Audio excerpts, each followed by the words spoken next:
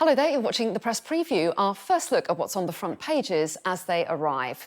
And it's time to see what's making the headlines with Moya Lothian-McLean, politics editor of Gal-dem, and Kate Andrews, economics correspondent of The Spectator. Welcome to both of you. And I'm very pleased to say that they will both be with us from now until just before midnight. So let's take a look then at what's making the front pages for tomorrow morning. Very, very dangerous. The Guardian has the PM's warning on the build-up of Russian troops as Vladimir Putin sends more units to the border with Ukraine. The Financial Times also leads with the Ukraine crisis and telling how the Russian foreign minister has hinted at a possible diplomatic way forward. The Eye reports on what it describes as last-ditch efforts to stop a possible war in Europe as people in Kiev prepare air raid shelters. The Daily Telegraph says that Boris Johnson and Joe Biden have told Russia that the window for peace is still open despite escalating tensions. And that's also the lead for The Times. And also The Mirror with the headline, "Last Chance to Stop War."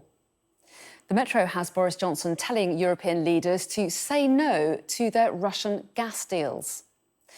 The Daily Mail leads with the inquiry into the sub-post office computer accounting scandal, claiming an exclusive with news that 33 of the victims have died waiting for justice.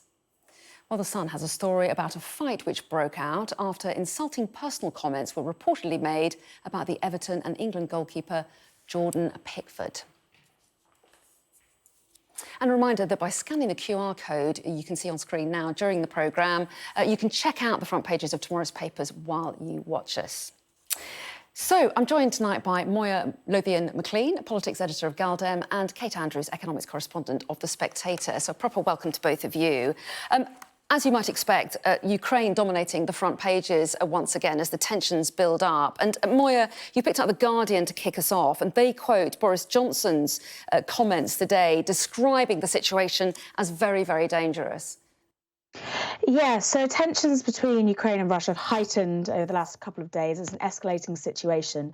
And Russia has sent 14 more battalions to the Ukrainian border in a brand new show of force. And it's got to the point where in the last few minutes, the US Deputy Press Secretary has actually warned that an invasion could come at any time. At this moment, as the Guardian story sort of outlines, then ministers aren't convinced yet that an invasion will happen, but Johnson has actually cut short a trip to Cumbria tomorrow to instead chair an emergency Cobra meeting. So we're really in sort of crunch times, but people are still not sure whether this is a real show of brinkmanship from Vladimir Putin or whether an invasion actually will go ahead. Well, that's right, Kate. And so we're getting this sense of real tension, this sense that potentially some kind of invasion could be imminent. And yet also, if you look at The Guardian, they're also suggesting that this, even though the number of troops is increasing on the borders, according to this report, it could be that they're prepared to stay there for some months. Yeah, this is one of the real difficulties of the situation, is that if Putin does want to invade Ukraine, he's now in a position to do so with roughly estimated up to 150,000 troops in Russia on that Ukrainian border. But he could be pulling back troops. He could wait days, weeks, months if he actually plans to make a move. And no one's sure what his plan is. There's speculation that even Vladimir Putin doesn't quite know what he wants to do yet. One thing he will have noticed, while the West has in many ways been slow to get their ducks in a row, there is more and more agreement amongst Western powers about the seriousness of this situation. And if Putin were to march his troops into Ukraine, there's certainly a sense now that the West would unite even more so and cause a real economic headache at the very least for Putin. So there's certainly drawbacks to taking that military action. He is definitely in a place to do it, however, which is why these diplomatic discussions are so crucial now to try to de-escalate the situation, which if he wanted to give the green light to, could cause real pain and almost no doubt many deaths. Well, yes, and you talk about diplomacy. If we move on to the Daily Telegraph, that's their main headline. Window for peace is open, say Biden and Johnson. Boris Johnson had a call with the American president earlier on this evening. We're told they agreed there remained a crucial window for diplomacy and for Russia to step back from its threats towards Ukraine. And Moya, we did get a little sense of perhaps some movement in that Russia did seem to hint that a diplomatic diplomatic solution was still possible. So how much of a sense of optimism are you getting from the papers that this could be, some kind of invasion could be pushed back? Well, as you've pointed out, this is a report from the Telegraph on sort of this last-ditch, real frantic diplomacy efforts from the West. But they're not the only ones who are leaving that window open. There was a very staged press conference yesterday between Vladimir Putin and one of his high-ranking ministers, who said they were still very much open and wanted to expand diplomacy efforts. And in fact, the Ukrainian ambassador, Pristako, said that they would consider dropping a NATO bid when appearing on, I think, Radio 4's Today programme. This was quickly poo-pooed by his own president, Zelensky. But the fact that it was even said in the first place says that perhaps the efforts of Russia, the show of force, is making a difference in that in the sort of resistance that Ukraine had to this. But the West has said they absolutely will not consider any sort of bullying tactics and that Ukraine have a full right to join NATO. So it is still really a stalemate. Well, yes, and Kate, what is in the West's armoury when it comes to putting pressure on President Putin? We've got the German Chancellor visiting tomorrow. They're talking about a significant package of sanctions, but what's likely to make a difference? Well, there's a whole host of action that the West could take that wouldn't involve military intervention. Economic sanctions are obviously at the top of that list, and there is already talk of cutting Russia out of major markets, which could cause a huge amount of pain to the country. But part of the problem at the moment is that there still isn't full agreement between, say, the US, the UK, and Germany about what that action might look like. And this comes down to that fundamental pipeline, Nord Stream 2, that gas pipeline that Russia is desperate to see go ahead, that the Germans at the moment still are very keen to have, but recognize that's becoming more and more politically difficult. This is one of the difficulties for the West. It isn't just for Germany, it's for all of us, but certain European countries will feel it even more acutely. If we were to cut Russia off economically, it would hurt Russia very badly, but energy prices in the UK and across Europe and the West would also soar, as so many countries are dependent on that. We're already seeing energy bills go up. It's already becoming a very difficult situation in domestic politics. Talking about those energy bills, I mean, my gosh, you have the chancellor bailing out 80% of households over the next year through council tax cuts in order to help subsidize their energy bills. So there are going to be economic consequences for everyone if that's the route that we take. But many people agree that that's more preferable than to say actually going in with military action. And then the other big question mark over this is the concept of cyber warfare, something that would be quite new in this almost Cold War style standoff, that you wouldn't necessarily see boots on the ground, but you would see direct attacks on banks, on the internet, on electricity, and the rest of it. I mean, this is, if things really escalate, this is getting, far worse. We still don't know if Putin's really going to take action. But these are the kinds of things that people are mulling over now, as we wonder what kind of action the West might take if Putin were to move his military into Ukraine. Well, yes, and Moya, what do you make of this, the energy issue, the fact that Germany does have this deal, the Nord Stream pipeline, which would connect Russia with Germany? They could pull out of that deal, couldn't they? Olaf Scholz visiting President Putin tomorrow. What impact do you think that could have? Well, I'm not an expert on energy or the sort of the energy politics, to be honest with you, so I don't think I can speak on this extensively. But I think any sort of sanctions or ramifications will have massive economic consequences for the entirety of Europe. And we're already seeing a cost of living crisis here based on existing Russian aggressiveness in Ukraine and the predicted prices of energy next year. Even though we don't get our energy direct from Russia, it's already had an impact on the prices for this year and next year. So all I see in the future is higher prices and more misery. But if sanctions are what it takes, then sanctions are what it's going to have to be. And let's move on to the eye, shall we, Kate, because they also lead with Ukraine. Their headline is last-ditch efforts to stop war in Europe. And as is usual with the eye, you've got a series of bullet points on their front page. And they talk about residents of Kiev and their top one preparing air raid shelters as Russia suggests that dialogue is still possible. That's their top headline there. And it's really interesting to see what reaction there is within Ukraine, because while there's been a lot of talk in the West about the potential imminence of an invasion, people in Ukraine carrying on life as normal. Well, yes, of course, and it's a very brave thing that they're doing. This is one of the difficulties for Vladimir Putin as he considers his next moves. Is that if he were to send 150,000 troops into Ukraine, he won't just be dealing with the pushback from the West, the economic sanctions, NATO probably increasing its power, increasing defense spending, and however that manifests itself. But he'll also be looking at pushback from the Ukrainians, and it's very difficult to see a scenario where Putin doesn't then have to commit to having boots on the ground in Ukraine, actually staging a real occupation, because there would be so much pushback from the public. Another bullet point on the front page of the Eye is talking about how many people could be displaced based off more serious actions from Putin. It estimates up to 1 million people. A very, very important reminder of the knock-on effect that this is going to have, certainly not just in Ukraine, but across Europe. Yeah, what do you make of that, Maya?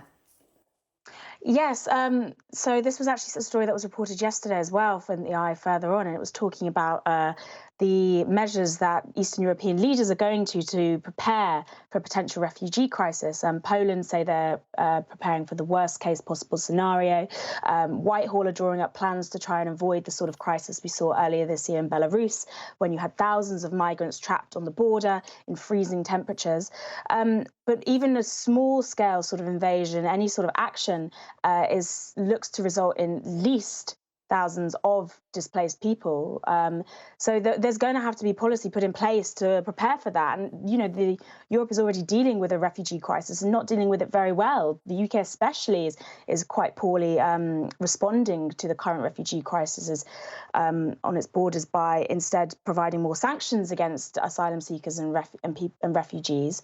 So I think there's going to be, the story's not going away, basically. And I just want to pick up something Kate said as well about popular insurgency in Ukraine. It's something we saw very clearly with Iraq. And the UK view at the moment is that there is likely to be a very reasonably well-organised insurgency if Russia invades, and that what Russia thinks is a quick shock and awe regime change will instead claim tens of thousands of lives.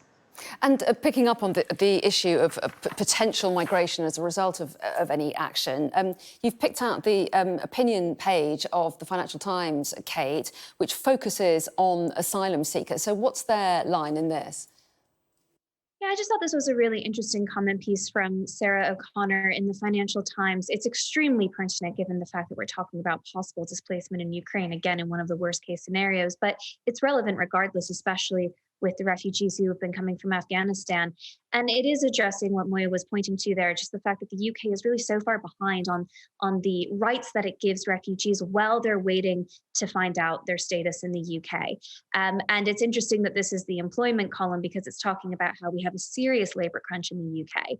And we still have this very outdated model with the refugee system in which refugees are not allowed to work while they're waiting for their status, despite the fact that so many of them want to work, want to contribute, and don't want to be living off the tax money and off the state. They want to be earning their own income. So it seems like a win-win opportunity here, that the refugees that we already have coming, and let's pray, frankly, that the Ukraine situation de-escalates and we don't have further displacement. But goodness forbid, whatever happens, if and when refugees do come to the UK, that they have the right to work while they wait for that status. It's good for the taxpayer, it's good for them. And it's really good, especially when they are settled in the UK, that they already have that step up, that they're already on the employment ladder, that they're already immersing into society.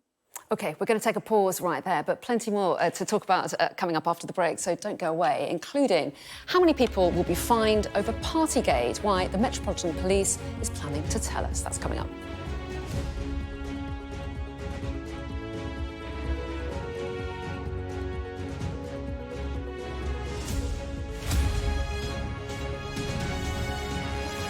Welcome back. You're watching the Press Preview, and with me tonight, Moya Lothian-McLean, politics editor of Gal-dem, and Kate Andrews, economics correspondent of The Spectator. So welcome back to you two.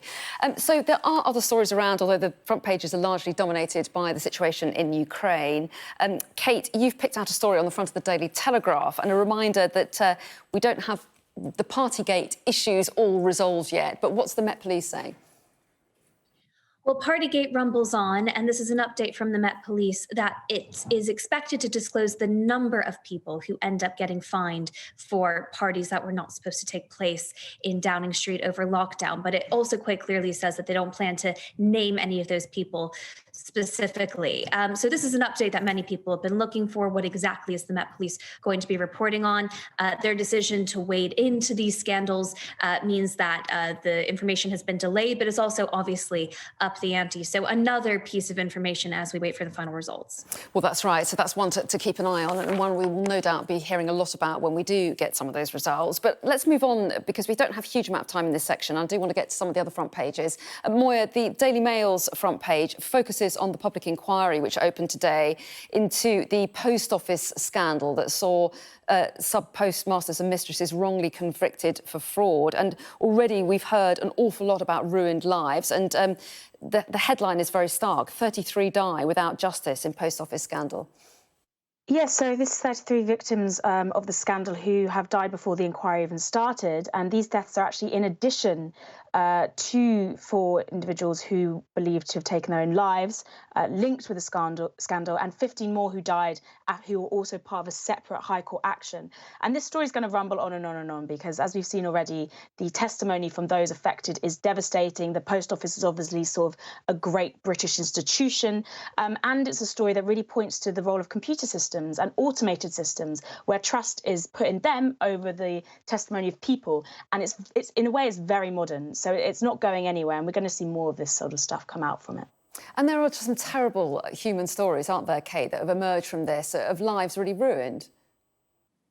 Oh, it's absolutely awful. Described as one of the worst miscarriages of justice in recent legal history. And it really does seem that way when you think about people, many of whom will have been completely innocent, being accused of committing, really terrible crimes and being punished for them. And many people going without any justice at all. It's absolutely harrowing. And to think that a tech system could have so wrongly ended up accusing these people of crimes they didn't commit is really quite frightening.